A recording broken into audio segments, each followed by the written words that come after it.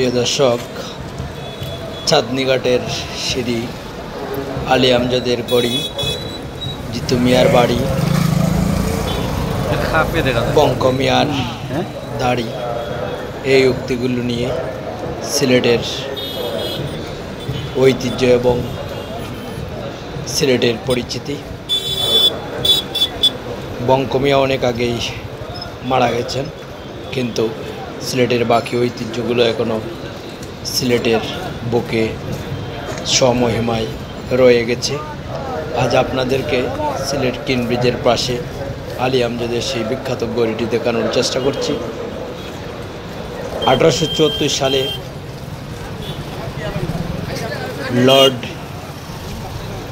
George macro সিলেটে ভ্রমণ করতে আসেন। তখন সিলেট জেলার খোলাউড়া উপজেলার প্রীতিম পাশার জমিদার আলী আহমেদ, উনি লর্ড জর্জ ম্যাক্রোয়ের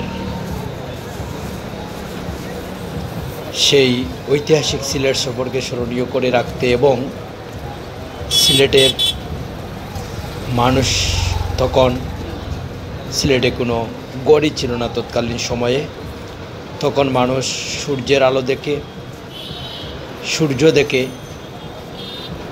তখন সময় নির্ধারণ করত যে এখন কয়টা বাজে। তিনি সিলেটের মানুষের সুবিধার জন্য, তৎকালীন সময় গড়ি ছিল না বলে, তিনি সিলেট কিন ব্রিজে গড়িটি স্থাপন করেন, যাতে মানুষজন সহজেই সময় নির্ধারণ করতে পারে।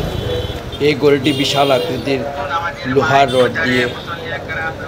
লোহার রডের উপর নির্মিত হয়েছে।